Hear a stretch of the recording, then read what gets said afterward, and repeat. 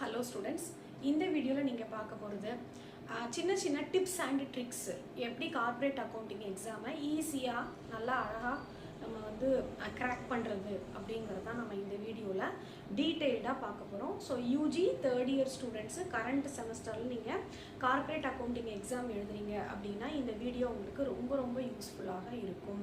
So இந்த செமஸ்டர்ல அதாவது இந்த வருஷம் வந்து இப்போ படிக்கக்கூடிய பிள்ளைங்களுக்கு சிலபஸ் வந்து நியூ சிலபஸ், அதனால நிறைய விஷயங்கள் வந்து புதுசாக சேர்த்துருக்குறாங்க. ஸோ கொஞ்சம் சிலபஸ் வந்து கொஞ்சம் டஃப்பான ஒரு சிலபஸ் தான். ஸோ பாருங்க, ஃபர்ஸ்ட் யூனிட்ல வந்து பார்த்தீங்க அப்படின்னா issue of share, redeemable preference share, bonus and buyback ஷேருக்கான theory part. So theory part அப்படிங்கிறது வந்து இதில் ரொம்ப ரொம்ப முக்கியம். ஸோ ஃபர்ஸ்ட் யூனிட்ல வந்து உங்களுக்கு கொஸ்டின்ஸ் வந்து ஏதர் இஷ்யூ ஆஃப் ஷேர்ல இருந்து கொஸ்டின்ஸ் வரதுக்கான வாய்ப்பு நிறைய இருக்கு. ஸோ இஷ்யூ ஆஃப் ஷேர்ஸ்ல எதை நீங்க பார்க்கணும் அப்படின்னா forfeiture and reissue, forfeiture with discount, forfeiture with premium, அந்த மாதிரியெல்லாம் கொஸ்டின்ஸ் இருந்துச்சு அப்படின்னு சொன்னால், சாரி அந்த மாதிரிலாம் நீங்கள் சம் ஒர்க் அவுட் பண்ணியிருந்தீங்க அப்படின்னு சொன்னால் நீங்கள் என்ன செய்யுங்க அப்படின்னா அதை மார்க் பண்ணி வச்சுட்டு அதை போட்டு பாருங்கள். ஸோ 5 மார்க் 8 மார்க் அப்படின்னு நான் தனித்தனியாக பிரிச்சே சொல்கிறேன் உங்களுக்கு, சரியா? ஸோ இஷ்யூ ஆஃப் ஷேரில் 5 மார்க்கில் அதிகமாக தியரி கேட்கக்கூடிய வாய்ப்பு இருக்குது. ஏன்னா உங்களுக்கு இங்கே bonus and buyback share theory part இருக்குது. ஸோ தியரிக்கான வாய்ப்பு அதிகம் இருக்குது. அதுக்கு சாய்ஸ் வேணால் என்ன பண்ணலாம் அப்படின்னா இஷ்யூ ஆஃப் ஷேர்லேருந்து சம்மோ அல்லது ரெடிமபிள் ப்ரிஃபரன்ஸ் ஷேர்ஸோ கேட்கலாம், ரைட்டா? ஸோ அப்போ நீங்கள் பார்க்க வேண்டியது தியரி பார்ட். தியரி பார்ட் வந்து ஒரு தனி வீடியோவாக தான் போடணும். ஏன்னா இது ரொம்ப போட்டால் அப்படியே அரை மணி நேரத்துக்கு மேலே போகும். உங்களுக்கு ஒரு 10 நிமிஷம் 15 நிமிஷத்துக்கு மேலே நீங்கள் வீடியோ பார்க்குறதுக்கான பொறுமையும் நீங்கள் இழந்துருவீங்க. ஸோ அதனால் தியரி கொஸ்டின்ஸ்க்கு நான் தனி வீடியோ நான் போடுறேன், ரைட்டா? ஸோ இப்போ என்ன ஐடியா அப்படின்னு எதை நம்ம பார்க்கணும் அப்படின்னு புரியாமல் உட்காந்துருக்கிறவங்களுக்கு just I am giving an idea, அவ்வளோதான், ரைட்டா? ஸோ இப்போ இஷ்யூ ஆஃப் ஷேரில் நீங்கள் பார்க்க வேண்டியது 5 மார்க்கில் பார்க்க வேண்டியது forfeiture ரீஇஷ்யூ, அந்த கொஸ்டின்ஸ் அந்த சின்ன சின்ன ப்ராப்ளம்ஸ் இருக்கு இல்லையா, அதை கட்டாயமாக பார்த்துக்கோங்க. தியரி கொஸ்டின்ஸ் படிக்காமல் போயிடாதீங்க. ஃபர்ஸ்ட் யூனிட்டை பொறுத்த வரைக்கும் தியரி கொஸ்டின்ஸ் படிக்காமல் எக்ஸாமுக்கு போயிட வேண்டாம். தியரி கொஸ்டின்ஸ் என்னெல்லாம் படிக்கணுன்றதை நாளைக்கு நான் உங்களுக்கு டீட்டெயில்டு வீடியோ உங்களுக்கு போடுறேன், ரைட்டா? ஸோ ரெடிமபிள் ப்ரிஃபரன்ஸ் ஷேர்ஸ் இந்த யூனிட்டை பொறுத்த வரைக்கும் 5 மார்க்கில் தியரி பார்ட் அதிகமாக கேட்கக்கூடிய வாய்ப்பு இருக்குது. What is mean by redeemable preference shares, what are the rules for redeeming the preference shares, அந்த மாதிரி கொஸ்டின்ஸ் வந்து உங்களுக்கு இதில் வரதுக்கான வாய்ப்பு நிறைய இருக்குது. அஃப்கோர்ஸ் சம்மும் உங்களுக்கு ரெடிமபிள் ப்ரிஃபரன்ஸ் ஷேர்ஸ்லேருந்து சின்ன ப்ராப்ளம்ஸ் வந்து கேட்கறதுக்கான வாய்ப்பு இருக்குது. ஸோ இஷ்யூ ஆஃப் ஷேரை பொறுத்த வரைக்கும் நம்மளுடைய சேனலில் பிளேலிஸ்ட்டு தனியாகவே நான் க்ரியேட் பண்ணியிருக்கேன். இஷ்யூ ஆஃப் ஷேருக்கும் ரெடிமபிள் ப்ரிஃபரன்ஸ் ஷேர்ஸ்க்கும் நீங்கள் வந்து என்ன செஞ்சுக்கலாம் அப்படின்னா அதில் உங்களுக்கு நீங்கள் போய் யூனிவர்சிட்டி கொஸ்டின்ஸு தியரி பார்ட் எல்லாமே நீங்கள் அதில் பார்த்துக்கலாம், ரைட்டா? ஸோ அப்போ ஃபர்ஸ்ட் யூனிட்டில் 5 மார்க் அப்படிங்கிறது வந்து உங்களுக்கு ஓரளவு கிளியர் ஆகிருக்கும். 8 மார்க்ஸ்க்கு வந்தீங்க அப்படின்னா பெரிய problems from issue of shares கட்டாயமாக செய்ய போகிறீங்க with forfeiture, discount, forfeiture premium, reissue எல்லாம் சேர்த்து ஒரே மொத்த ப்ராப்ளமாக அப்படி கேட்பாங்க. அது கட்டாயமாக நீங்கள் நிச்சயமாக ஒரு ப்ராப்ளம் பார்த்தே ஆகணும். அதுக்கான மாடல்ஸும் நம்ம சேனலில் நான் நிறைய கொடுத்துருக்குறேன். இத்தனை அப்ளிகேஷன்ஸ் வந்தது, ஃபஸ்ட்டு கால் இவ்வளவு, ஃபைனல் கால் இவ்வளவு, இதில் வந்து forfeiture, இதில் வந்து கால்ஸ் அண்ட் அரியர்ஸ் இருக்குது, forfeiture இருக்குது, அந்த ஷேர்ஸை ரீஇஷ்யூ பண்ணாங்க அப்படின்னு ஆரம்பித்து கொஞ்சம் பெரிய சம்மாக இருக்கும். அந்த மாதிரி சம்ஸ் வந்து நீங்கள் ஷேர் அப்ளிகேஷன்லேருந்து ஸ்டார்ட் பண்ணி ஒரு 10 என்ட்ரி வரைக்கும் நீங்கள் போட வேண்டியிருக்கும். அந்த மாதிரி 8 மார்க்ஸ் சம் கட்டாயமாக உங்களுக்கு வரும். ரெடிமபிள் ப்ரிஃபரன்ஸ் ஷேர்ஸ் எனக்கு கஷ்டமாக இருக்குது அப்படின்னு நினச்சிங்க அப்படின்னா ப்ரோரேட்டா அலாட்மெண்ட்லேயும் நீங்கள் சம்ஸ் பார்த்து வச்சுக்கோங்க. ஸோ இஷ்யூ ஆஃப் ஷேரை தரவாக நீங்கள் ரொம்ப தரவாக நியூக் அண்ட் கார்னர் நீங்கள் பார்த்துட்டீங்க அப்படின்னா 8 மார்க்ஸில் வரக்கூடிய அந்த ரெடிமபிள் ப்ரிஃபரன்ஸ் ஷேர்ஸை நீங்கள் அவாய்ட் பண்ணிக்கலாம். ஏன்னா இதுக்கு சாய்ஸ் அப்படிங்கிறது வந்து இதுதான் இருக்கும். மோரோவர் போனஸ் ஷேர்ஸையும் பைபேக் ஷேர்ஸையும் படிக்கிறதுக்கு மறந்துடாதீங்க. ஏன்னா தியரி பார்த்து எக்ஸ்க்ளூசிவாக அதில் சொல்லியிருக்கிறதுனால நான் சொல்கிறேன், ரைட்டா? ஸோ அப்போ இஷ்யூ ஆஃப் ஷேர் உங்களுக்கு கிளியராக இருக்கும்னு நினைக்கிறேன். ரெண்டாவது யூனிட் வந்து பார்த்தீங்க அப்படின்னா டிபென்ச்சர்லையுமே theory part is more important. தியரியை பொறுத்த வரைக்கும் டிபென்ச்சர் வந்து ரொம்ப ரொம்ப இம்பார்ட்டண்ட். ஏன்னா நிறைய டிபென்ச்சர்ஸ் வந்து நிறைய பேர் வந்து டிபென்ச்சர்ஸில் தான் கன்ஃபியூஸ் பண்ணுறாங்க ஸ்டூடெண்ட்ஸு. நிறைய மாடல்ஸ் இருக்குது, நிறைய ரிடம்ஷன் டெக்னிக்ஸ் இருக்குங்கிறதுனால அவங்களால கொஸ்டின்ஸ் கொஞ்சம் அட்டன் பண்ணுறதுக்கு கொஞ்சம் சங்கடப்படக்கூடிய ஒரு கிரிட்டிக்கலான ஒரு யூனிட் தான் இந்த செகண்ட் யூனிட். ஸோ அப்படி இருக்கும்போது தியரி பார்ட்டு நம்ம படித்து வச்சுக்கிட்டோம் அப்படின்னா இன்கேஸ் 5 மார்க்கில் தியரிக்கு சாய்ஸ் சம்மு கேட்டாங்கன்னா நம்ம தியரி எடுத்துடுறது பெட்டர். ரைட்டா? உங்களுக்கு just I am giving an idea. Theory எடுத்துருக்கா கண்டிப்பாக எடுத்து தான் ஆகணும் அப்படின்னு நான் சொல்லலை. உங்களுக்கு அது கம்ஃபர்டபுளாக இல்லை அப்படின்னா தியரி எழுதினாலாவது ஒரு 5க்கு ஒரு 4 மார்க் வரதுக்கான சான்ஸு இருக்குது. ஸோ டிபென்ச்சர்ஸை பொறுத்த வரைக்கும் தியரி படிக்காமல் நீங்கள் என்ன செய்யாதீங்க, அந்த சாப்டரை நீங்கள் கிராஸ் பண்ணவே முடியாது. ஸோ அப்போ டிபென்ச்சர்ஸில் இஷ்யூக்கு நிறைய மெத்தட்ஸ் உங்களுக்கு நான் கொடுத்துருப்பேன். இஷ்யூஸ் இருக்குது, அப்புறம் ரிடம்ஷன் ஆஃப் டிபென்ச்சரும் இருக்குது. ரிடம்ஷன் ஆஃப் டிபென்ச்சரில் 2 மெத்தட் மட்டும் நீங்கள் நல்லா பார்த்தா போதும். அந்த ரிடம்ஷன் பை கண்டிஷன் இருக்கும், 5 கேஸ் இருக்கும். அந்த 5 case issue at par, redeemable at par, issue at par, redeemable at premium, இந்த மாதிரி 5 கேஸ் இருக்கும். அந்த 5 கேஸுக்குமே நான் சம் நம்ம சேனலில் போட்டிருக்கேன், அதை பாருங்கள். 2வது சிங்கிங் ஃபண்ட் மெத்தட். இந்த 2யுமே நீங்கள் டிபென்ச்சர்ஸ்க்கு நீங்கள் பார்த்துட்டு தான் போகணும். ஸோ டிபென்ச்சர்ஸை பொறுத்த வரைக்கும் தியரி ஸ்ட்ராங்காக படிச்சுக்கோங்க. சம்மை பொறுத்த வரைக்கும் சிங்கிங் ஃபண்ட் மெத்தடு, அப்புறம் இந்த இப்போ நம்ம சொன்ன மாதிரி அந்த இஷ்யூக்கான அந்த ரிடம்ஷனுக்கான அந்த என்ட்ரி நீங்கள் பார்த்துட்டு போங்க. ஸோ இது டிபென்ச்சர்ஸை பொறுத்த வரைக்கும். 3வது பார்ட் வந்து பார்த்தீங்க அப்படின்னா இதில் வந்து மோஸ்ட்லி தியரி அப்படின்னு கேட்குறதுக்கான வாய்ப்பு வந்து 2 சாப்டரில் இருக்குது. Profit priority incorporation, final accounts. ஏன்னா ஃபைனல் அக்கௌண்ட்ஸில் சின்ன நோட் நிறைய இருக்குது. கார்பரேட் டிவிடெண்ட் டேக்ஸு, இன்டான்ஜிபிள் அசட்னா என்ன, டேஞ்சிபிள் அசட்னா என்ன, கரண்ட் அசட்னா என்ன, கரண்ட் லைஃப், இப்படி எதையாவது ஒன்று கேட்குறதுக்கான வாய்ப்பு இருக்குன்னு தான் நான் சொன்னேன். ரைட்டா? ஸோ அப்போ ஃபைனல் அக்கௌண்ட்ஸில் கொஞ்சம் தியரி பார்ட்டு படிக்க வேண்டியது இருக்குது. ப்ராஃபிட் ப்ரையாரிட்டி இன்கார்பரேஷனை பொறுத்த வரைக்கும் தியரி பார்ட் அப்படின்னு சொன்னால் what are the steps to find out the profit prior to incorporation. அதுதான் அதில் வந்து நமக்கு செய்யக்கூடிய என்னெல்லாம் ஸ்டெப்ஸ் நீங்கள் ஃபாலோ பண்ணுறீங்க. உங்களுக்கு ஒரு அப்போர்ஷன்மெண்ட் டேபிள் ஒன்று கொடுத்துருக்கோம், அந்த அப்போர்ஷன்மெண்ட் டேபிளை பேஸ் பண்ணி செய்யக்கூடியது.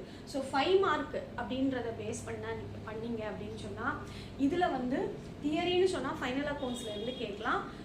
அண்டர் ரைட்டிங்கில் உங்களுக்கு ஸ்மால் சம்ஸ் பார்த்துக்கோங்க. அண்டர் ரைட்டிங்கில் ஸ்மால் சம்ஸ் பார்த்துக்கோங்க. உங்களுக்கு இதில் 3 சாய்ஸ் இருக்குது. ஸோ நமக்கு வந்து எது கேட்குறாங்க அப்படிங்கிறது தெரியாது. ஸோ 3த்துலேயுமே சம்ஸ் வரதுக்கான வாய்ப்பு ஈக்குவலாக இருக்குது 3rd யூனிட்டில். ஸோ அண்டர் ரைட்டிங்கில் ஸ்மால் ப்ராப்ளம்ஸ் பார்த்துக்கோங்க. நெட் லைபிலிட்டி கண்டுபிடிக்கிற மாதிரியான ஸ்மால் ப்ராப்ளம்ஸு. ப்ராஃபிட் ப்ரையாரிட்டி இன்கார்பரேஷனில் time ratio, sales ratio related problems. Time ratio and sales ratio. So இதுவும் நான் நம்மளுடைய சேனலில் ப்ராஃபிட் ப்ரையாரிட்டி இன்கார்பரேஷனும் நான் ஒரு வீடியோ உங்களுக்கு கொடுத்துருக்குறேன், டீட்டெயில்டு வீடியோ. ஸ்மால் ப்ராப்ளம்ஸும் சரி, பிக் ப்ராப்ளம்ஸும் சரி. ஸோ ஸ்மால் ப்ராப்ளம்ஸ் வந்து ப்ராஃபிட் ப்ரையாரிட்டி இன்கார்பரேஷனை பொறுத்த வரைக்கும் டைம் ரேஷியோ, சேல்ஸ் ரேஷியோ கண்டுபிடிக்கிறதுக்கான ப்ராப்ளம்ஸ் கட்டாயமாக 5 மார்க்கில் கட்டாயமாக பார்த்துக்கோங்க. ஃபைனல் அக்கௌண்ட்ஸை பொறுத்த வரைக்கும் ஃபார்மெட் இஸ் வெரி இம்பார்ட்டண்ட். என்ன ஃபார்மெட் அப்படின்னா ப்ராஃபிட் அண்ட் லாஸ் அக்கௌண்ட் ஃபார்மெட்டும் பேலன்ஸ் ஷீட்டுடைய ஃபார்மெட்டும் 5 மார்க்கில் கேட்குறதுக்கான வாய்ப்பு நிறைய இருக்குது.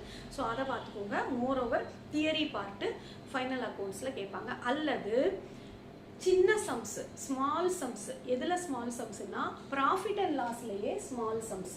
இது வந்து 5 மார்க்கில் கேட்பாங்க. ஸ்மால் சம்ஸு ப்ராஃபிட் அண்ட் லாஸில் கேட்பாங்க. சரிங்களா? 5 மார்க். 8 மார்க்குக்கு வந்து அண்டர் ரைட்டிங்கில் ஃபர்ம் அண்டர் ரைட்டிங் மாதிரியான பெரிய ப்ராப்ளம்ஸு.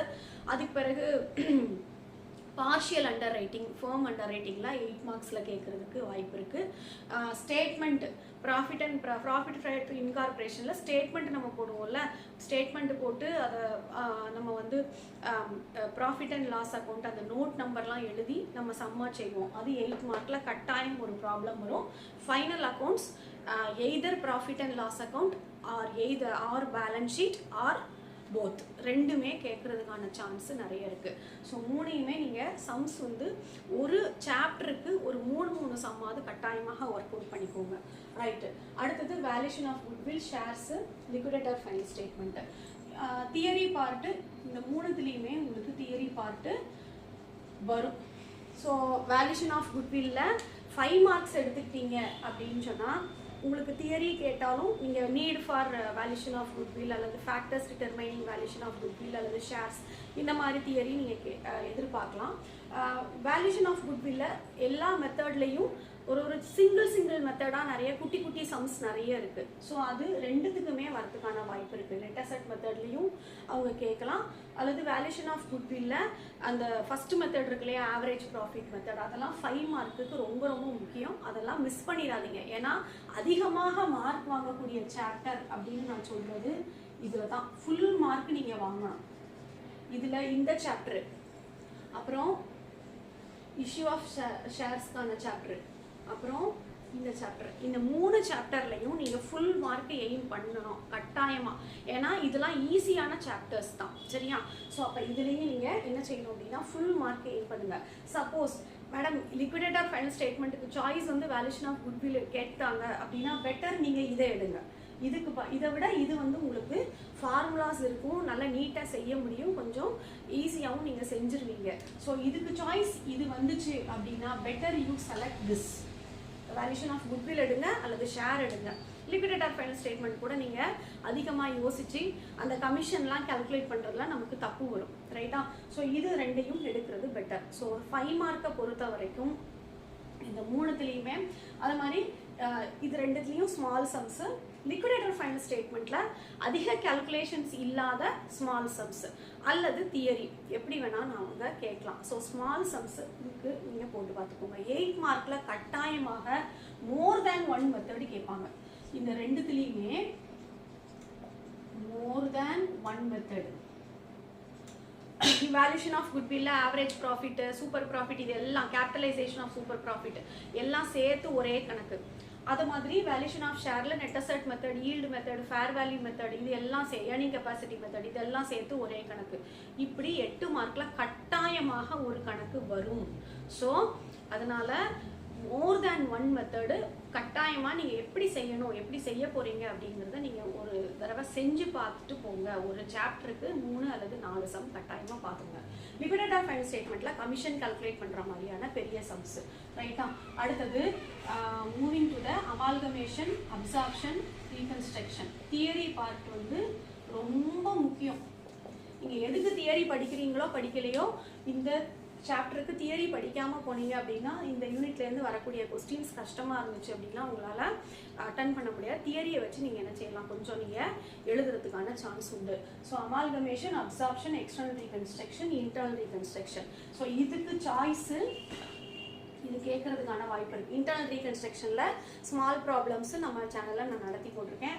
அமால்கமேஷனுக்குமே நான் உங்களுக்கு ப்ராப்ளம்ஸ் நடத்தியிருக்கேன். அமால்கமேஷனில் சின்ன ப்ராப்ளம்ஸ் அப்படின்னு பார்த்தீங்கன்னா பர்ச்சேஸ் கன்சிடரேஷன் கண்டுபிடிக்கிறதுக்கான கால்குலேஷன்ஸ் உங்களுக்கு வரதுக்கான வாய்ப்பு, சின்ன ப்ராப்ளம்ஸில் வரதுக்கான வாய்ப்பு நிறைய இருக்குது. ஸோ பர்ச்சேஸ் கன்சிடரேஷன் கால்குலேட் பண்ணுறதுக்கான ஃபார்முலா, அதோடைய அந்த மெத்தடு, அதோட சம்மு, அதை நீங்கள் 5 மார்க்கில் பார்த்துக்கோங்க.